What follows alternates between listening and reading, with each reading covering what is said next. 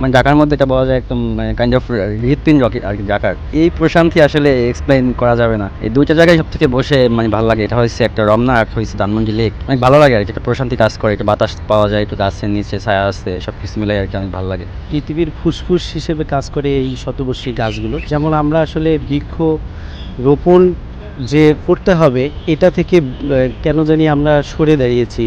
এখন প্রকৃতিতে গরমের যে আধিক্যটা এটা একটু বেশি মনে হচ্ছে। কারণটা হচ্ছে এই গাছগুলো নিধন হওয়ার কারণে। পৃথিবীর ফুসফুস হিসেবে কাজ করে এই শতবর্ষী গাছগুলো, কিংবা আমাদের যে ন্যাচারাল পরিবেশটাকে ধরে রাখে হচ্ছে এই শতবর্ষী গাছগুলো।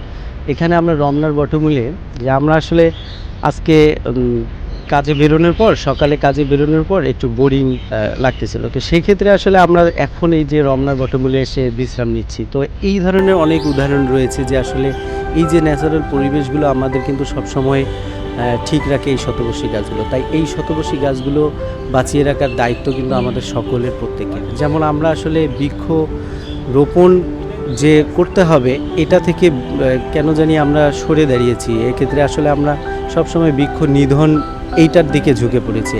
আজকে আমাদের মানুষদের অস্তিত্ব টিকিয়ে রাখতে গেলে এই শতবর্ষী গাছগুলোকে আমাদের সবসময় তারা যেমন আমাদের ছায়া মায়ের মতো স্নেহ মায়া দিয়ে আমাদের সবসময় ভালো রাখে, আমাদেরও উচিত যে তাদের স্নেহ করা, তাদের যত্ন নেওয়া এবং গাছ রোপণ করা, বেশি বেশি করে গাছ রোপণ করতে হবে। আসলে এই শতবর্ষী গাছগুলো, শুধু এই গাছটির কথা বলবো না, যে আসলে আমরা জানি যে রমনার বটমূল এসে আমরা যে এই যে পহেলা বৈশাখ বা নববর্ষের যে বিশাল আয়োজন এই রমনার বটমূল ঘিরে হয়, আসলে আমরা জানি যে এই যে প্রকৃতির যে খেলা বা প্রকৃতির যে একটা সৌন্দর্য, সেটা কিন্তু এই শতবর্ষী গাছগুলোর মধ্য দিয়ে জেগে ওঠে, কিংবা আমাদের মনের মধ্যে একটা আবেগের সৃষ্টি করে। তো সব কিছুর মূল বিষয়টা হচ্ছে যে এই শতবর্ষী গাছ কিংবা গাছকে টিকিয়ে রাখতে হবে। আর গাছকে টিকিয়ে না রাখতে পারলে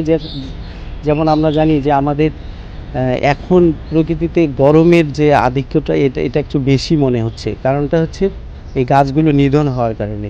তো আমরা আসলে সবাই মিলে একযোগে কাজ করব, শতবর্ষী গাছ কিংবা গাছ রোপণের দিকে যত্নশীল হওয়া, কিংবা গাছ আপনার রোপণ করতে হবে বেশি বেশি। এক্ষেত্রে আসলে আমাদের পরিবেশ ভালো থাকবে এবং আমাদের পৃথিবী ভালো থাকবে। আমাদের পৃথিবী যখন এই ভালো থাকবে তখন আমরা ভালো থাকবো। মানে ঢাকার মধ্যে এটা বলা যায় একদম কাইন্ড অফ হৃৎপিণ্ড রকি আর কি ঢাকার। এই প্রশান্তি আসলে এক্সপ্লেইন করা যাবে না, মানে বলে এক্সপ্লেইন করা যাবে না। কারণ হচ্ছে এই দুইটা জায়গায় সব থেকে বসে মানে ভালো লাগে। এটা হচ্ছে একটা রমনা আর হচ্ছে ধানমন্ডি লেক। এই দুইটা জায়গায় একটু বসে মানে অনেক ভালো লাগে আর কি, একটা প্রশান্তি কাজ করে, একটু বাতাস পাওয়া যায়, একটু গাছের নিচে ছায়া আছে, সব কিছু মিলাই আর কি অনেক ভালো লাগে। অনেক আগে থেকেই আর কি আমরা দেখি। তবে অনুমান করা যায় আর কি, এটা ধরেন 100 বছর, মিনিমাম 100 বছরের উপরে হবে এই গাছের বয়স আর কি। বোটানিক্যাল গার্ডেনে গেলে দেখতে পারবেন যে এখানে আলাদা আলাদা আলাদা আলাদা লেখা আছে, মানে যে অনেক পুরনো বাঁশের নাম, অনেক জাতের বাঁশ আছে, গাছ আছে, এগুলো লেখা আছে। এখানে এরকম করলে ভালো হয় আর কি। কিন্তু এখানে এভাবে হয় না। সামনে আসার সময় দেখলাম যে লেখা আছে স্কুল ড্রেস পরা অবস্থায় স্কুল টাইমে কেউ ঢুকতে পারবে না। কিন্তু এখানে অনেক অনেক দেখলাম যে স্কুল ড্রেস পরা ছেলেমেয়েরা আসতে, তো ওভাবে কাজ করতে পারে না। বাস জাস্ট নিয়ম করে রাখলে তো আর হবে না, কাজ করতে হবে। এটা ঠিক, গাছে কেউ হাতটা দিতে পারে না, এটা মোটামুটি ভালোই আছে। কেউ গাছ থেকে কিছু কাটতে পারে না, করতে পারে না। এদিক থেকে যে অথরিটি একটু স্ট্রং আছে আর কি। দেখলাম সিকিউরিটি গার্ড আছে, এরা গাছটা হাত দিলে বলে যে এটা হাত দিয়েন না বা এরকম করেন না, এরকম এরকম।